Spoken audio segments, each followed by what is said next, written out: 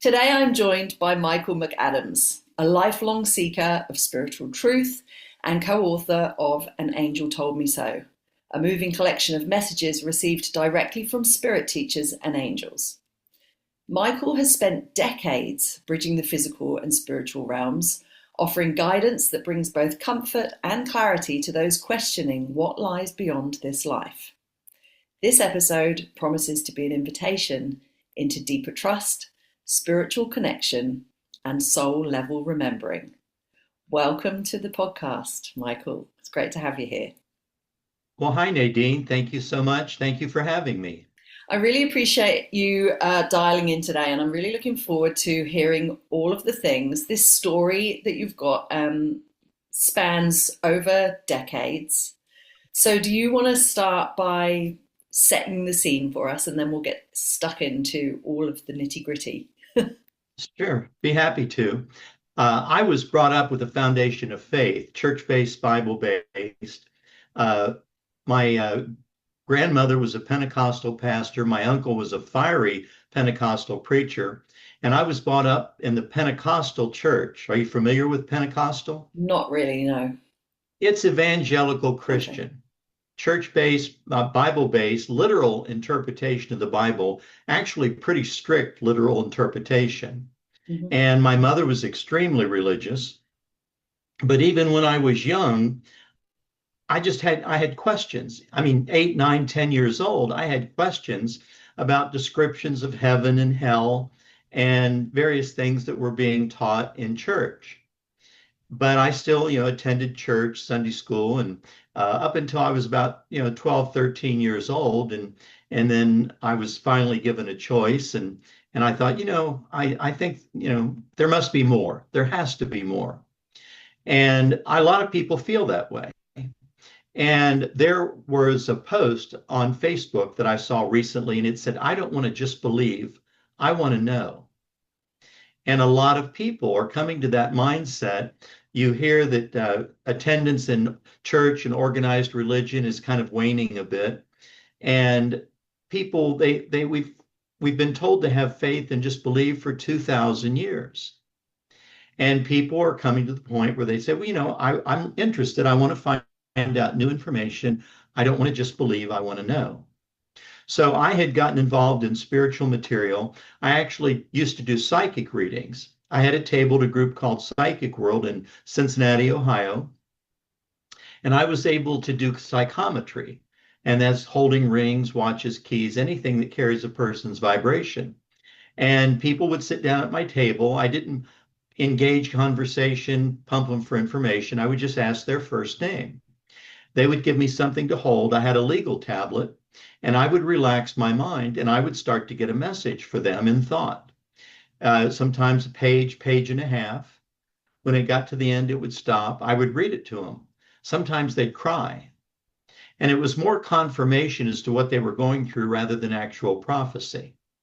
And we're all led, with that ability to receive. I believe that we're born with the innate ability to receive information, guidance, direction, purpose from our own spirit teachers, spirit guides, master teachers. And spirit teachers are the same thing as angels, just viewed from a different perspective. One spiritual, one religious. I was going to ask you about that actually, where you see that difference between religion and spirituality, because they're both belief systems essentially, aren't they? What are the differences that you can see aside from that spirit versus angel? Well, a number of people, they'll ask us, "Ooh, I don't want to mess with spirits. I Uh, don't want to. I don't want to engage with phantoms or spirit teachers." And these are not, or I mean, not spirit teachers, but spirits. And these are not spirits. These are spirit teachers, again, which are the exact same thing as angels, just viewed from a different perspective. You have angels, archangels, guardian angels. You have spirit guides, spirit teachers, master teachers. And there is a book called the Urantia book, which is really interesting. Did you ever hear of that before? no, how do you spell that? It's Urantia, Okay. Urantia. Urantia. On my website, which is spiritspeaks.com, Yep. I have a link in the Great Links page to that book.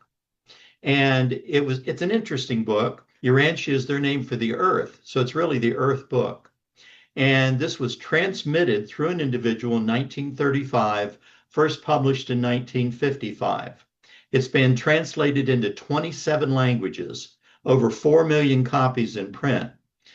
There is a section in the book that talks about personalized thought adjusters. And it says that at the age of our first moral decision, when we make a decision that shows that we know right from wrong, usually about the age of 4 to 4.5 years old, we are then assigned a personalized thought adjuster, guardian angel, spirit teacher, and that this adjuster will stay with us for life, helping us, guiding us, leading us, advising us. But because we have been born with a number of gifts from God, and one of those gifts is a pesky little gift called free will. And we can accept or reject any advice, guidance, direction, support that we're given. And if we decide to choose our own way rather than something that's suggested from our spirit teacher or angel, we do so at our own peril. So the spirit teachers are the same thing as angels, just viewed from a different perspective. We're not alone. We have that ability to communicate with the spiritual realm. And the spiritual realm, from a religious point of view, that would be considered heaven. But I believe that the spiritual realm is much more than just a place called heaven. It's here, isn't it? It's Say that everywhere. again? It's everywhere, isn't it? That spiritual place, rather than it being. Do you feel like that, rather than it being a separate place, heaven, that we are within the spiritual realm all of the time? Well, we exist in a physical universe, on a physical plane. Yeah. But the spiritual realm exists adjacent to this physical plane. Okay. And we are separated by the spiritual realm by a veil, a vibration, a frequency. We don't really know what the medium is. And I tell people, I said, there is no death. We never really die. It's just graduation. We ride around in these bodies the way we ride around in our cars. These bodies are just a vehicle to negotiate this physical plane. And when you cross over, when you graduate, you're going to, into that spiritual realm. And do you go to an evaluation center? Do you get to evaluate your life, what you did right, what you did wrong, what you might have done better, how you treated people? And then is it possible that once we go through that evaluation, that when it's our time, we are then assigned to a different set of parents in a certain social station for whatever it is we're supposed to learn in that lifetime? And if you're open to that, then you're open to reincarnation. Yeah, love it. You talked about that connection with spirit, or that separate realm. And your mum had great skills, we call them skills, in that area. She, would we say she was a channel?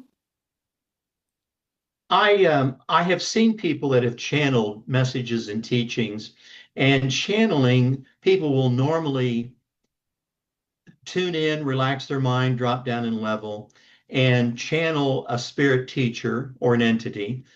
And they sometimes will take on a different voice or a different expression. I've seen that. And then I've seen other people do what they call automatic writing, where they will have a tablet and a pen. They will again tune in, drop down in level, and their hand will start to move and write a message. And they are doing it kind of unconsciously. And Wilma, my mother, who received these messages and teachings for 22 years, she did not do either one of those things. She was not channeling. She was not doing automatic writing. She had received in thought before. And she was working around the kitchen one day, and these words started to come into her mind. She knew it was incoming. She had been receiving these messages and teachings dictated directly from spirit teachers for probably at least 8 or 9 years. And she was torn. I was the one that was really said, these messages and teachings are so deep, so profound, that they really need to be published in books. And she was a little hesitant. So working around the kitchen one day, this message started to come into her mind and thought. She picked up pen and paper. She had beautiful handwriting, and she wrote this out in longhand. And she felt that this was confirmation she should put these messages and teachings in a book. She had been praying about it. May I share this message with you and your audience? Absolutely. Yeah, let's go for it. So this was a message, again, that she received and thought. Emptiness is part of fulfillment. Let your resources fill the void left so that distinction of your purpose can be found. Expression is always self-explanatory. Therefore, look inside and anchor all your beliefs beside those still waters that will take away your troubled view and renew your strength to recapture that which was lost, but is now found to be adequate to pursue the course set before you. And as you reconcile your being to represent those qualities that have been left intact, God will see to it that although circumstances have been trying, to say the least, your weariness will disappear as clouds once removed allow the sun to shine to dispel the gloom and darkness that has pervaded your countenance. And as once described before, a token of this presence will be deposited to your account and books recorded in his name. Okay. I think I would have And to. she felt that message was confirmation that, yes, you should put these messages and teachings in books. Yeah. And so you've started to do that, but it's taken some time, hasn't it? I think we spoke just before we pressed record. 2019 was the first time that you started to put these teachings into books, or have they been published beforehand, before that? Yeah, actually, 2017 was Sorry. when Volume 1 was first Okay. published. But she had started receiving these messages and teachings in August of 1977. Mm. So what's been And happening between 1977 and well, she received these messages and teachings for 22 years. right? Okay. Life is distracting, Yes. and she was continuing. She had no idea how long these messages and teachings were going to be continued. They never gave her a time frame. It just continued, and she was more than just a willing receptacle. I mean, she was anxious to be able to sit down in these dedicated sessions. Now, when she was led to sit down and receive a message, she would be told in her mind, you know, we have a message for you. And she had set up an electric typewriter in her kitchen. And so she would be led to sit down and receive. She would put a sheet of paper in the typewriter, light a candle, say a prayer, ask for protection because you are opening your mind. And she would see 3 or 4 words just float into her mind and hang there. They would not go away until she typed them. Once she typed those 3 or 4 words, they would just fade away and 3 or 4 more would show up. Well, that's how she got these messages. Full page, single space typed, many times with no paragraphs. And in these messages and teachings, the spirit teachers repeatedly refer to themselves in first person. We feel, we believe, we advise. Our view encompasses more than your view is permitted. One line in a message said, we hear the spirit cries above the words you speak. Who talks like that? I don't talk like that. And it's just an amazing body of material. Yeah. And she would receive a message to her, addressed to her from her spirit teachers. And then she would receive a message to me, addressed to me from my spirit teachers. And you could tell that they were different teachers because they had a different tone. They would talk about what we were each dealing with in our lives at the time. But it's like these messages and teachings are woven with a universal thread. And everyone who has read these messages have said, well, this sounds like what I'm dealing with. This sounds like they're talking to me. And I tell people, I say, when you get the book, An Angel Told Me So. When you get the book, read each message once as it was given for my mother and given for me. Then read that same message again as if it's being presented for you and see what hits. And it's amazing what hits. Amazing. How long did it take your mum to receive one page? If she was doing She it in would, like 3 words at a time, that sounds like a it lengthy took quite a process. while. In a session where she would receive a message for her and a message for me, it would take 3 to 4 hours. Oh my, three wow. to four hours with just a short break in between the end of her message and the start of mine. Okay, so Now both on the that was same volume day. one. Yeah. And as the messages and teaching continued, higher teachers started moving in, giving even deeper and more profound teachings. And a lot of these new messages were not necessarily addressed to Wilma, my mother, or myself, but they would mention us many times in the messages. But it's like these messages and teachings, they really do apply personally to everyone who reads them. Yes, they've got a lot of relevance. I haven't read the whole book, but I have read some of them, and I can totally see how those messages could have relevance. Um, I'd love to know a bit more about your experience with the messages that were received on your behalf from your mum. How old were you, and what did you make of all of it when you were receiving those messages? What was your question again, What please? were you very like? How old were you when your mum started receiving those messages, and how did you receive them when they came through?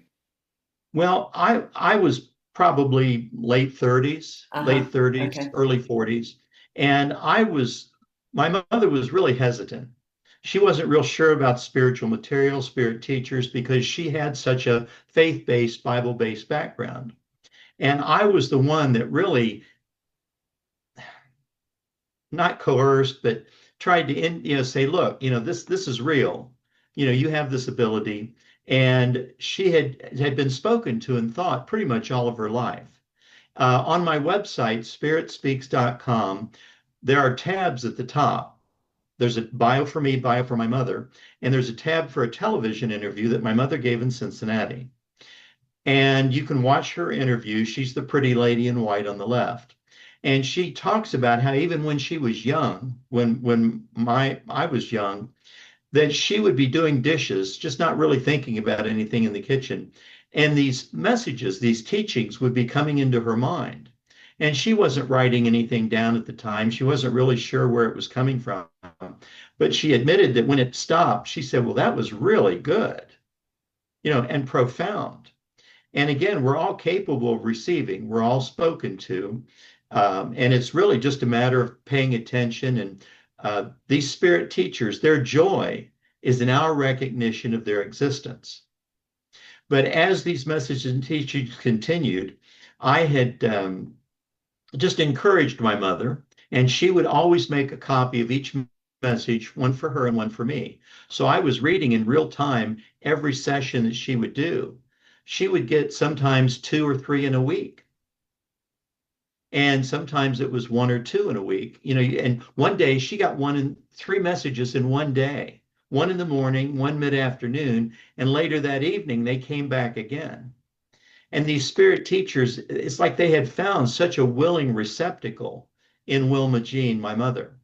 But on her television interview on the website, I have posted a message from volume 2 of the book, which is not out yet. I'm looking for a new publisher. And this was the only time in a session where she was led to sit down and receive. 2 different spirit teachers moved in the same session, gave 2 different messages, and signed 2 different names. And it was obvious that the second teacher was a different teacher than the first because the whole cadence and phrasing of the message is different. Now, that first teacher's message was really little more than a long paragraph. But the next to the last line is the line that made me sit up and take notice. May I share this message with you and your audience? Yes, please. And this will give people a feel and a taste of how these spirit teachers speak. Mm. And they don't speak the way we do. So this was the first teacher's message. There is a resurrection period through which man must travel in order to come into the realm of things godlike. You're to consume and digest all that is given here, as this comes from one highly qualified to meet the needs of this generation. You are not the sole property of yourselves. God still holds the everlasting command over your being, and in him must one take refuge. You are to be considered as one who has been stripped of all belongings and left to die by the wayside. In this manner, are you then open to any help that would be forthcoming? You are by your very nature ones who would depend on your own intellect to carry you through. However, by giving of your soul into the hands of God, do you prosper and develop more freely into that which denies the outcome of some situations, knowing full well that it is the hand of God leading and directing you so that you may arise victorious in the end. There is never a time when you will be without the Father, nor his ever-loving approaches to see that you follow the path that directs you homeward. Take note that we say homeward. As your heavenly Father so resides in that vast insurmountable environment of time and space, so shall ye abide in joint communication with him by the grace with which he covers you and by your ability to accept this grace and use it for your own development. There are others here who wish to make themselves known to you, so I will step aside for this time. My love and devotion follows you as you trot onward but ever faithful to your goal. That message was signed, Your Loving Guide. Okay. Now, that next to the last line is the line that made me sit up and take notice. He says, there are others here who wish to make themselves known to you. My question is, who are the others and where is here? Right. What do you mean there are others here? Where are you in relation to us in this physical plane? And what did you come up with? Well, these are spirit teachers adjacent to us in this physical plane, but they exist in the spiritual realm. In that spiritual realm, which is right next to this physical plane. People with a faith-based foundation, they picture going up into heaven. You cross over, you die, you go up into heaven or down into hell. But the spiritual realm is adjacent, right next to us, like you said, in real time. And there is two-way communication between us and the spiritual realm in real time on a constant basis. We're not alone. And we each have our own spirit teachers, spirit guides, angels, again, if that's your perspective, that will help us communicate with us. I'd slow down up ahead if I were you. I wouldn't buy that car if I were you. And then look at the people that talk about their parking spot angel. Yes, I have one. Most people do. I have a parking spot angel, and it's really just a spirit teacher. It's a spirit teacher that's helping us. And so people should feel comforted and allow yourself. You can make decisions on your own. You're not required to obey, but it's nice to know that you have help and guidance if you need it. And if you're unsure what to do, say a prayer, ask for protection, contact your own spirit teacher and see what they have to say. Just be open. Yeah, love it. When you received messages in the book, you had some quite poignant ones that the ones that I read, I feel from when I read them that there was certainly a message that this was your role in life, to be a seeker as you are, and to share this wisdom with others. And that was quite clear within some of the messages you received. Have I understood that correctly? No, I agree with you completely. And Okay. it does seem like they've had a plan for me for a long time. And, we're all brought into this life for a reason, born to a certain set of parents in a certain social station. And again, based on choices and decisions that we make, I have, for as long as I can remember, tried to make the highest choices possible and stay true to my mission, stay true to what I feel that I'm here for. And like you and I do the same thing. We're really just shining a light on a path. People that are drawn to you and drawn to your information, and they may be searching, seeking, trying to get some handle on why they're having to deal with what they're dealing with. And by shining that light on the path, making the information available, We're just helping them along their way. They still have their own free will. Now, that first spirit teacher, your loving guide, had moved out, and a second teacher moved in the same session, gave another page and a half, single space typed. And I will not read the entire message, but these spirit teachers in these messages, they repeatedly end the message with a deep, profound last paragraph or a really deep, meaningful last sentence. And this last paragraph of this second teacher's message that moved in, may I share this with you and your audience? Let's go for it. I just thought it was just really profound. So this was the second teacher that moved in. You are not as sheep herded here and there, but you are likened unto the lamb that is cared for individually, nourished and loved until the full and total development allows it to be master of itself. So is man so kept, and denied only those things that would not in the long run nourish his spirit. God is all wise and loving in his dispensations. We are not to judge the workings of our Father, nor are we to judge each other. Work always to improve your own beings, for in the end time there lies your soul, with all the nourishment that you have given it, totally dependent upon the outcome of your intentions. And that message was signed, your loving spiritual teacher.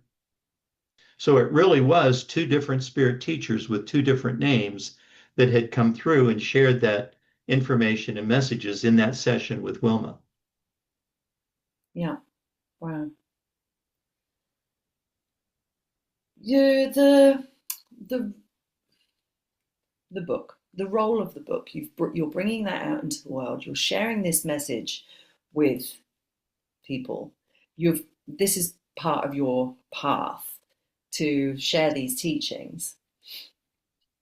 Is part of the reason for this to help people connect with their own spirit guides, their own angels? Yes, absolutely. And to let people know, we're dealing with people, you've got people who are open to spiritual information and material, who recognize that we do have spirit guides, spirit teachers. And then you've got people with a really strong foundation of faith, whose life is dependent upon church, religion, and the Bible, and who just know in their heart of hearts that we live this one-shot blink of an eye existence, no matter how long you live. And then at the end of our physical lives, we're going to go to heaven or go to hell for all eternity, with no chance for a do-over, no chance for a reprieve. And I knew a lady, this was a number of years ago, who had a son that was constantly getting into trouble, constantly. From the time he was 14 years old until he was 28, the money that they spent on fines and attorneys and bail, it was just one thing after another. And she was Baptist, extremely religious, went to church every Sunday and Wednesday evening, carried a Bible around with her everywhere she went. And she knew the spiritual information and that I was involved with, and I had actually published the book at the time. And I asked her one time, I said, is there anything that your son could do, anything at all, that would cause you not to want to give him another chance? And she just put her head down and said no. And I said, what makes you think God loves us any less?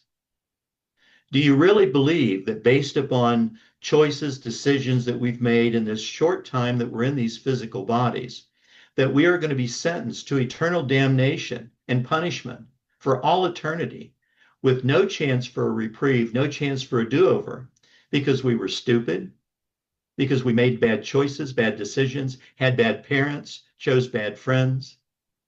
And so I have, like I said, even when I was young, I always had problems with the belief in heaven that you would go to for all eternity, again, based upon this one short time of our existence.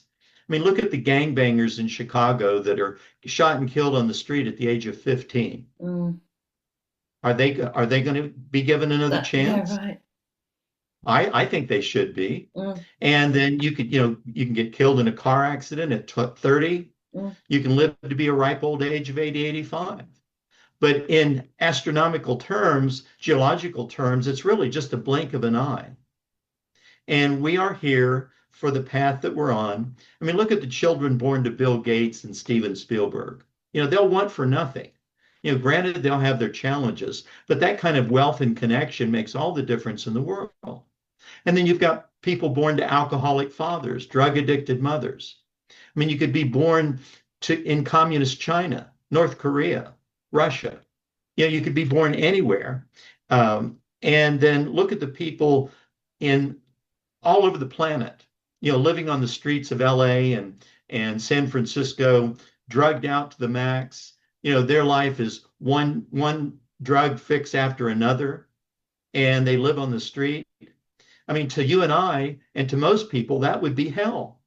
That would be a hell of a life to live. Mm. Maybe that is their hell that they're living based on their choices and decisions.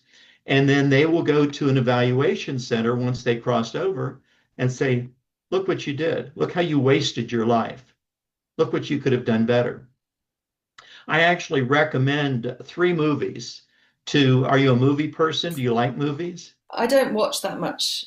All right. Actually, I normally will recommend 3 movies to people that will open portals in their mind. Okay. Give them a perspective of this existence. Mm-hmm. May I share those with you and your audience? Yeah, let's do All right. it. Yeah. So the first movie is called Defending Your Life. Okay.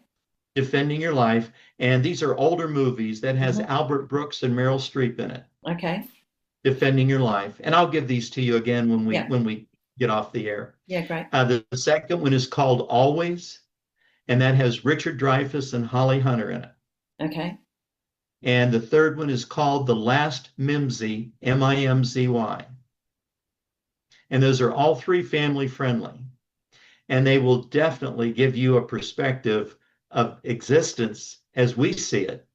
And it will open your eyes. It will really open your eyes. So I just asked, would you recommend those movies for like someone who's a skeptic, who's doubtful about the... Actually, it would be good for skeptics who just aren't sure about what's going to happen once we cross over. Okay. Or for people that feel that they have a handle on what's going to happen when we cross over. They're just deep, profound endings to these movies. I mean, they'll make you think. They're a little bit of a tearjerker at the end, all 3 of them. Now, when I was I think I told you earlier that my grandmother pastored a small Pentecostal church just north of Cincinnati. And she would receive sermons dictated to her mind in thought that she would preach in church, and even verses to songs. And if you said you had received a copy of the book, and in the photo gallery in the center of the book, there are 6 verses that my grandmother received lying in a hospital in Columbus, Ohio, that she received in thought, that she had taken down with pencil and written on her, with paper she had on her nightstand. And when I have done these interviews, people say, well, your grandmother received, your mother received. They said, do you receive? And I said, yes, I have received messages, a personal message for me that was extremely profound. And when I was first looking for a publisher, I was on a number of different publisher websites. One of the publishers asked questions about your work. One of the questions was, what makes your material unique? Why would anyone want to read this? Great question. Mm-hmm. And I was sitting where I'm sitting right now at my computer. I didn't really even ask for an answer. I just relaxed my mind, and an answer started to be dictated to my mind. It was 12 lines long. And it gave me time to type it down. It didn't come fast like another one that I had received. And I just was amazed at this answer, because it's not an answer that I would have come up with. May I share this answer with you and your audience? Yes, please. All right, so the question was, what makes your material unique? And this is the answer that I was given. The uniqueness of any material is in the manner in which it touches the soul. An open and searching mind pulls the soul and the body in which it inhabits onward and upward, with hunger and determination in its quest for spiritual nourishment, ever mindful that the path upon which we walk is the path toward God. Lives lived, experiences endured, goals accomplished, and loved ones lost are all encounters upon that path. Strive always for the highest possible communication with our Heavenly Father. Believe in yourself as the Father within you is guiding, leading, directing, and comforting you upon this journey that we call life. Blessings be upon you as you walk your chosen pathway. And that came through you. That was a message that came through you. That was a message that was given in answer to that question. And that was not me. I take no credit for that at all. I just said thank you. And that was one of my mother's favorite expressions when she would be given information or told that something was going to happen and it did. She would always say, "Thank you, Spirit." And again, their joy is in our recognition of their existence and by acknowledging that they have shared something that helped us along our way. That strengthens the connection. Yeah. And you just want that constant stream of help, guidance, direction.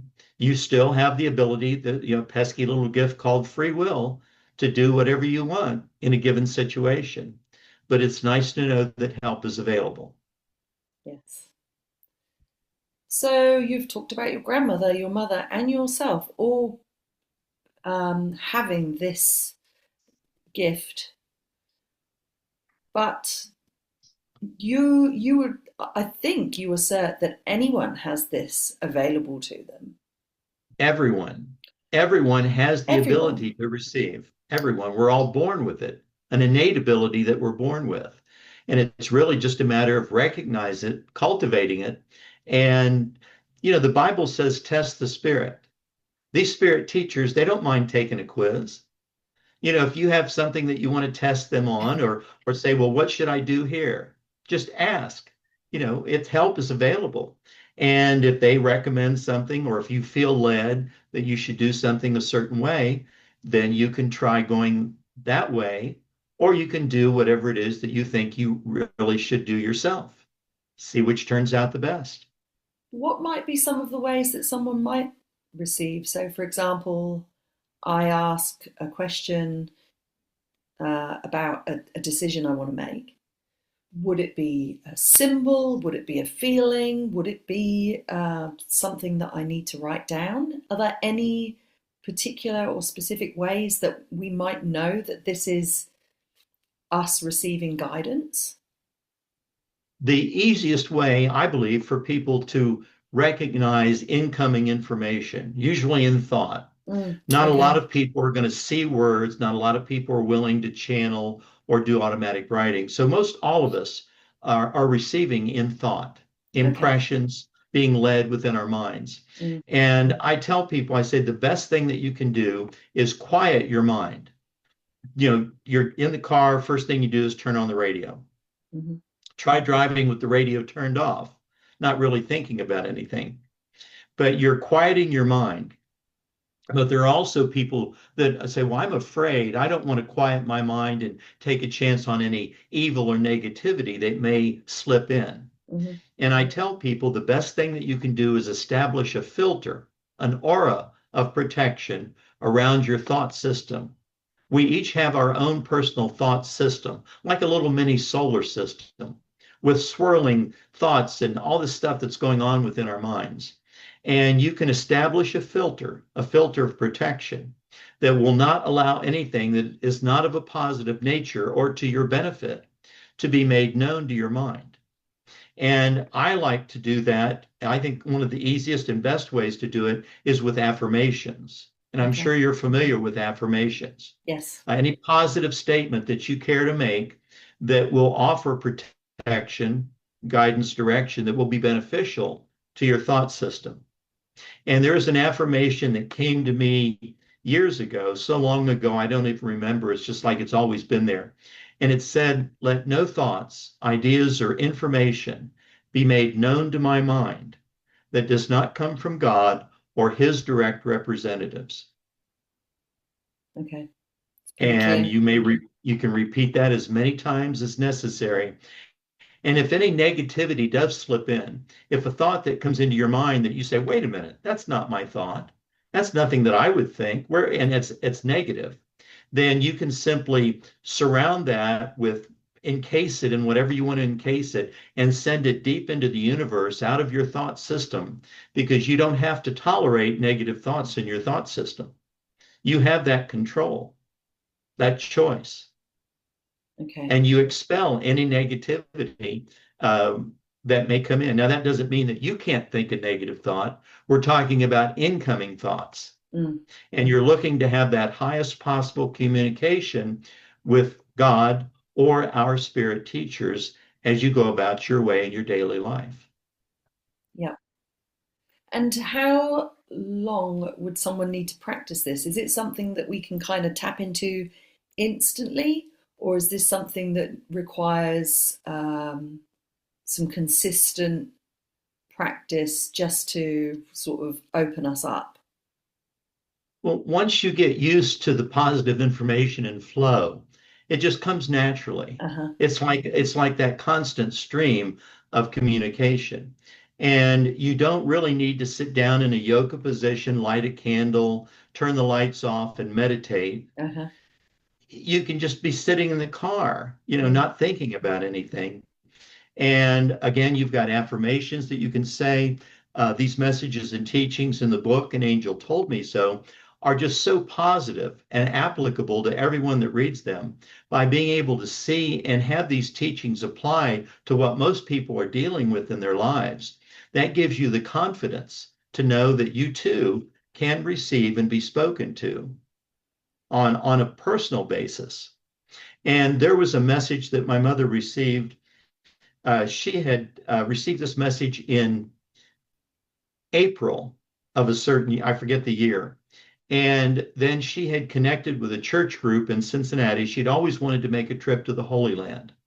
So this church group was doing a tour to the Holy Land, and she'd connected with this group, and she had to get shots and get clothes and passport and had to get all the things ready to make the trip. And it was a 10-day whirlwind trip over in Holy Land, Egypt, that sort of thing. When she came back, it was November before she was then able to sit down and receive another message.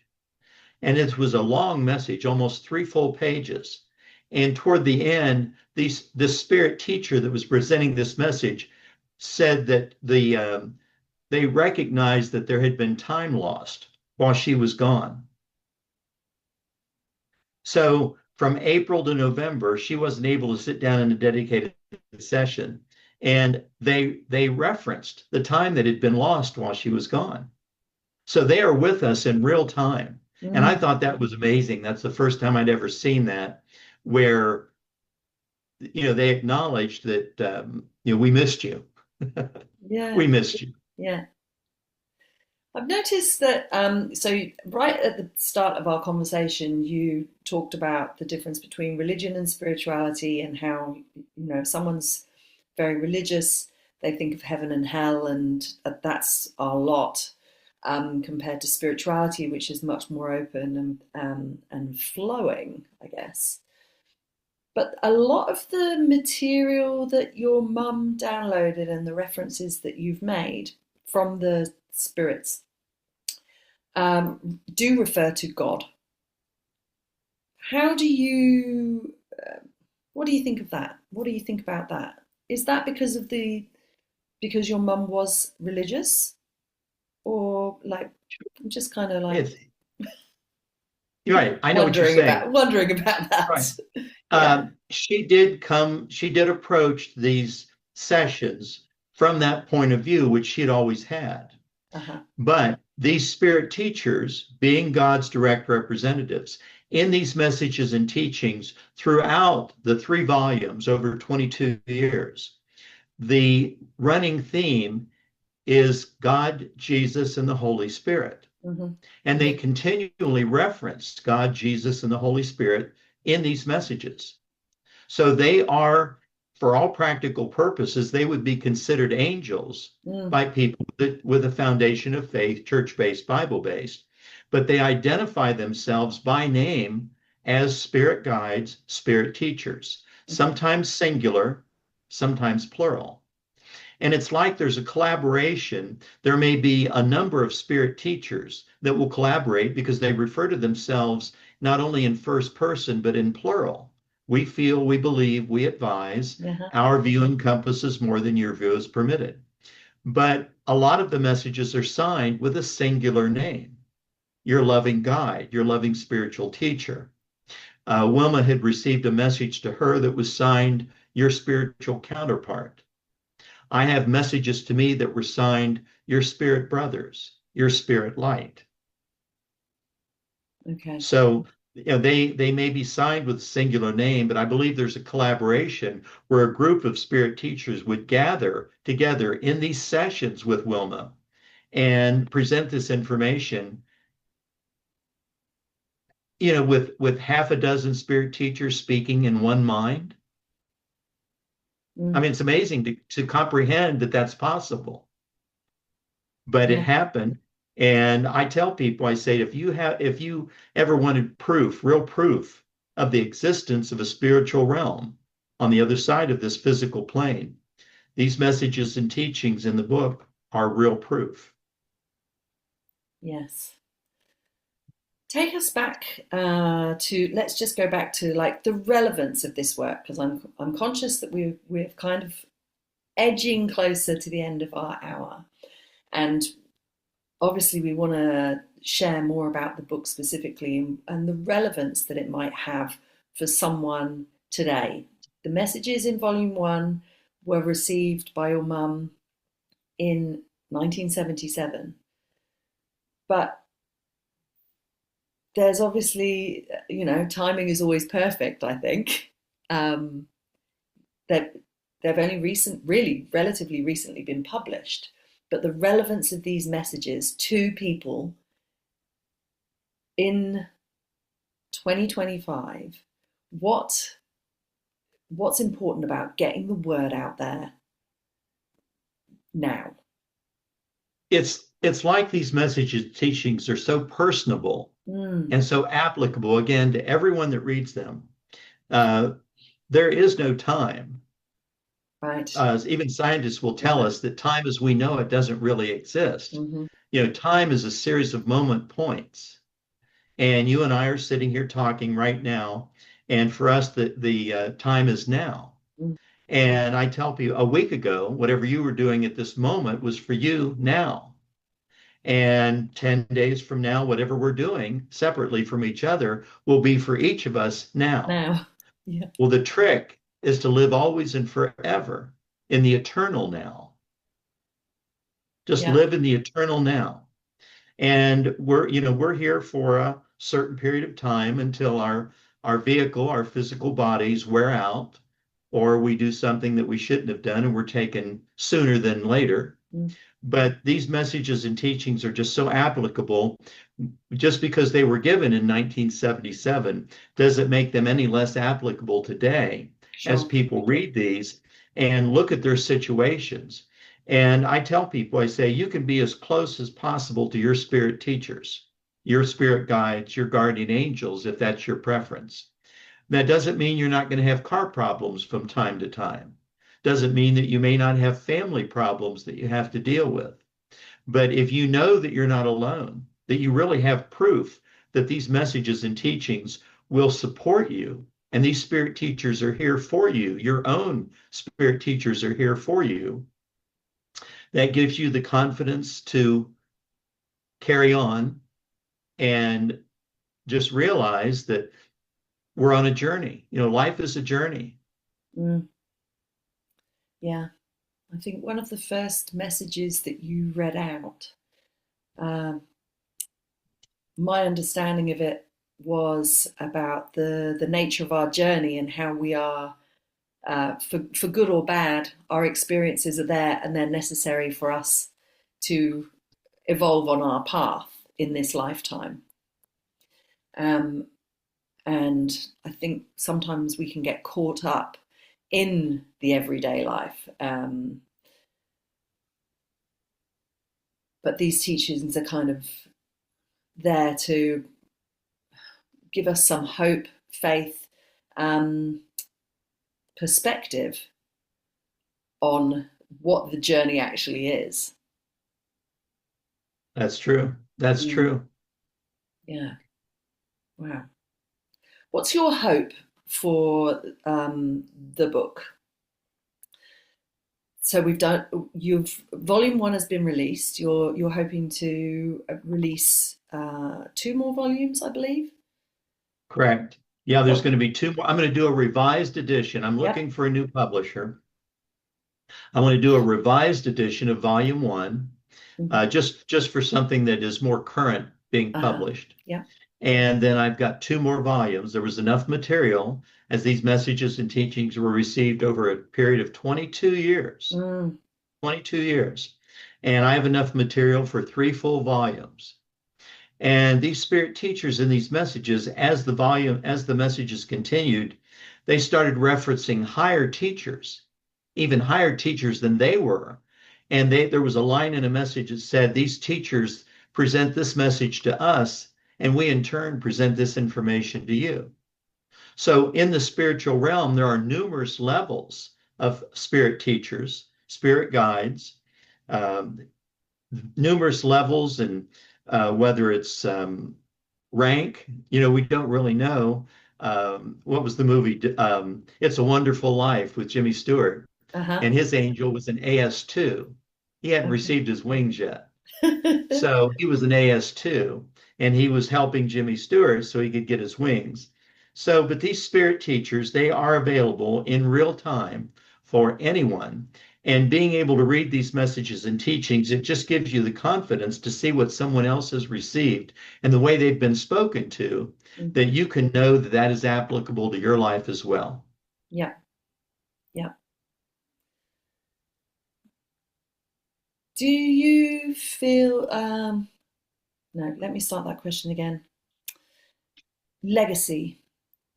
This is something that your mum was experiencing for 20 years, and you've obviously been a big part of that journey.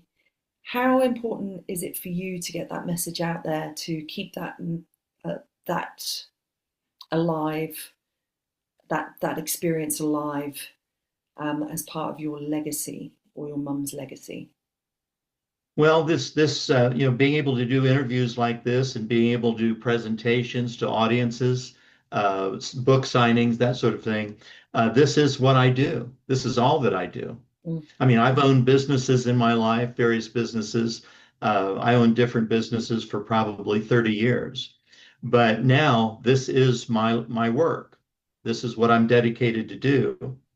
And just being able to ex share this information with people, especially people who are troubled Mm. and people who are ready to know that, well, there has to be more. There just has to be.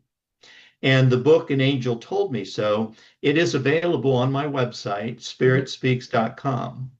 It's in Barnes and Noble system. Do you have Barnes and Noble where you're at?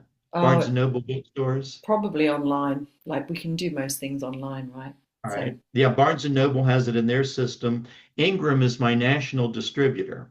And most all independent bookstores, if you have a favorite bookstore, they most all deal with Ingram, which is a uh-huh. national US distributor. And then the book is available on Amazon. Great, It's on brilliant. Amazon. And I didn't realize it. Do you know that Amazon has a different site for every country, English Yes. speaking country in the world? Yeah. And I didn't realize that. There's Amazon US, Amazon Australia. Australia. Yeah. I went to an Amazon site in India and they had my book listed. They showed all the information and the price was in rupees, Oh, right. their local currency. So you could order it from Amazon in India, but it was priced in rupees, which is their currency. It's pretty cool, I isn't thought it? that was I thought that was interesting. Yeah, it's pretty So, cool that we and can access And I it. have a contact page on my website. Right. If any of your listeners, if they're looking for additional information or have questions, I respond to people that contact me on the website. Amazing. So I would be happy to communicate with anybody that has any questions. Fabulous. Fabulous. Thank you so much. We've also got a guest directory, so we'll get your information up in the guest directory with links to your website, links to your book as well, so that people can find you easily. Well, Thank you. thank you. I really appreciate your time. It's been really insightful, and I'm sure we could keep going. Um, but yeah, thank you so much. Great conversation. Really loved it. Thank you, Nadine. I appreciate your having me. And if people can just recognize again that they're not alone and that their Hmm. own spirit teachers, one line in a message said, "We exist for you as close as your heartbeat." Lovely. And that's how close these spirit teachers are with us Yeah, in real time. yeah. And being able to read this information will just strengthen again the connection Mm. between us and our own spirit teachers. Yeah. I think a real lesson for me that just popped into my head was just taking time to slow down so that uh, we can experience those teachers more. I think is probably an important thing for us all to do.